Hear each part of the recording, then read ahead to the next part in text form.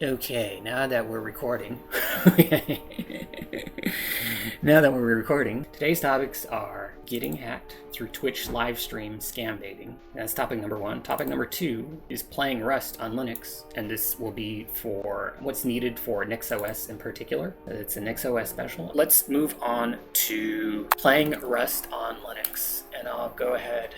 Ain't nobody hearing that. Negative 96 decibels. The situation with Rust on Linux. Initially, what I did was what you're seeing here is Steam, and that was installed. This was on a Redox OS system. Steam was installed through Nix packages.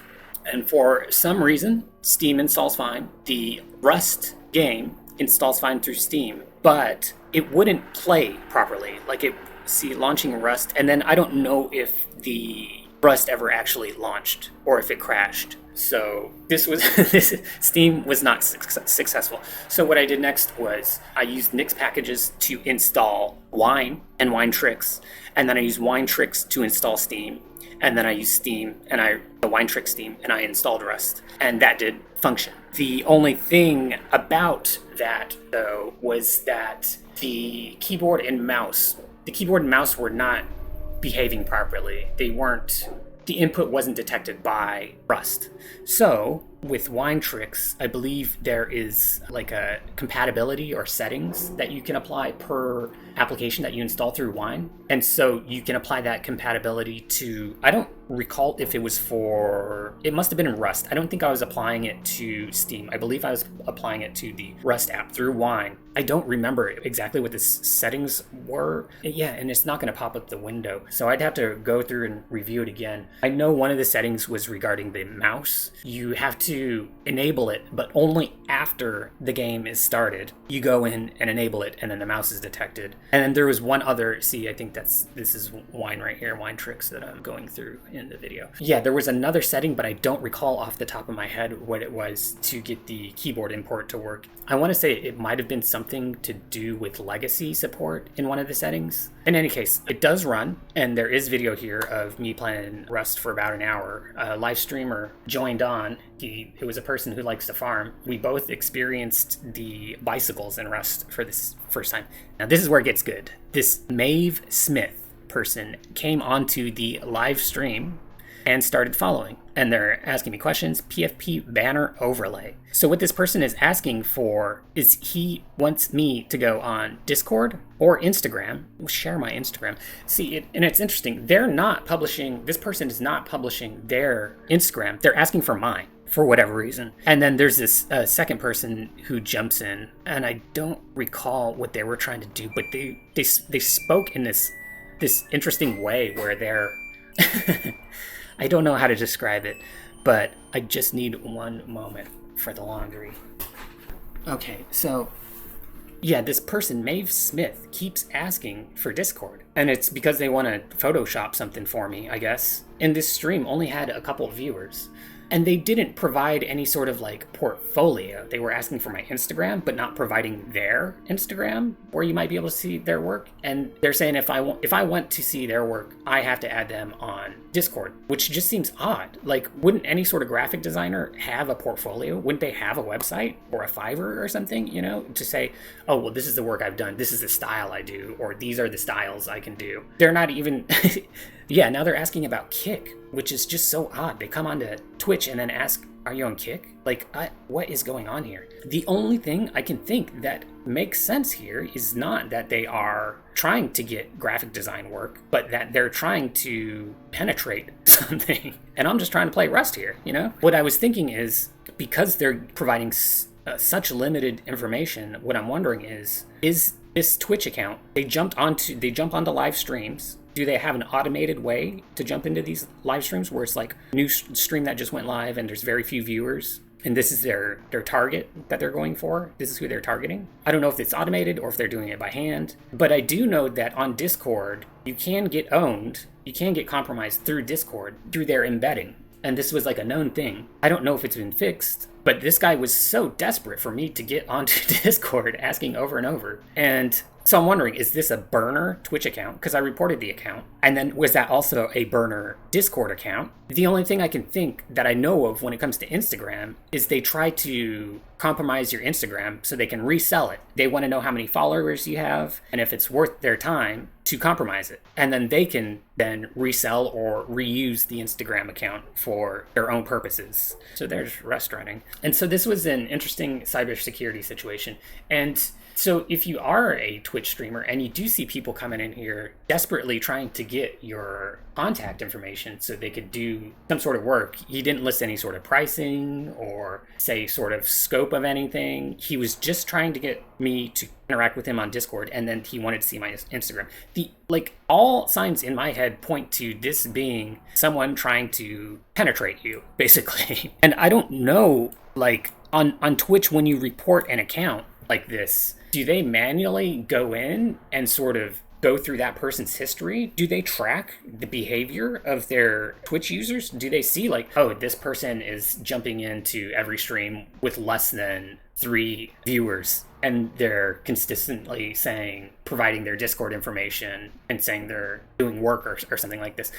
There's 2 thoughts in my head. One, do they have this, or 3 thoughts. 1, do they have this system? 2, are they acting on it? And 3, is it automated in any fashion? It seems like it's totally free play for anyone that wants to compromise people. This is just a marketplace for, people who want to compromise other people. It's easy targets. And because they're live streaming, it would be very easy for someone who's trying to compromise you to view what you're actually doing, and they can guide you into whatever they want out of you. So that was interesting. The thing is, those first 2 people, I don't recall what they were, had some interesting things to say. But then, later on in the stream, this is number 3. This is the 3rd person on the stream. I believe I only streamed for maybe 2 hours this day, and there was 3 people that jumped on the stream.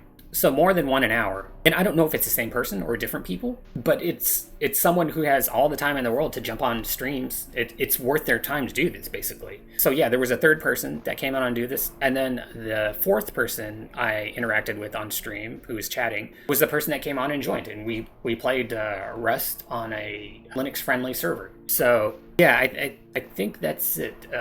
Mainly the 2 topics were, 1, Rust. Can you play it on Linux? Yes, you can. With some, see, I'm going through and turning off all the settings and lowering all the graphic settings because I want to see what the maximum FPS is I can get. And I think it was in the 20s, up near 30. It was 25 to 30 range, or 20 to 30 range, to be fair. 20 to 30 FPS. Once you see sort of what the max is, you can start turning settings, video quality back up in the game until you see any sort of major drops. So it will look potato quality at first, but then eventually I go in and turn the quality back up. Because I don't know if you can see if it shows properly, but I think the resolution wasn't appropriate in game for the stream either. I do get it working. The things to know are, if you are going to play Rust on Linux, easy anti-cheat is not supported on Linux. So if you're going to play on a server, it has to be a server that will not kick you automatically if you don't have easy anti-cheat on. So that may mean that the Rust admins have to be more mindful of who's playing and their behaviors on these servers.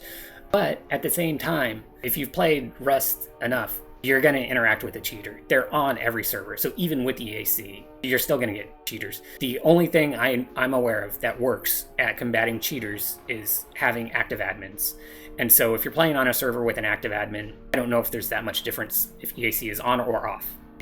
It seems uncommon to see EAC kick banning people. I feel like more often it's an admin. But yeah, the game plays. If you want to play single player style, you can start up your own server on the same PC running the game. You can start up your own server and then play to your heart's content. Or you can search through the Rust servers list for servers for Linux, which generally means no EAC. I don't know if there's a no EAC server or if that's the kind of server I would look for, but what I'm looking for is for Linux, basically, where there's an understanding of, yeah, we want to play this game, but if it's on Linux, EAC is not there. And so the person who jumped on and helped me, see, they're in team Mr. Keto. That guy is a legend. He came in and I goofed early on, and he helped me redecorate. He was driving around the map on the new bikes, which they have interesting feel, the way the movement is on them. Like you get used to like the horses and the mini copters and all the vehicles. You sort of get used to how they behave different, their movement style. And so the bicycles were interesting, just the way momentum and things like that work, turn radius. Rust will run on Linux. You can get it to work on Nix OS. It will not work through Steam through Nix packages, but through Wine. You can play on servers if it's the appropriate servers. Yeah, so those people who are showing up on live streams and asking for your Discord information, one, I don't recommend using Discord. It's not an open platform. And two, you can get owned through it. You can get compromised through it.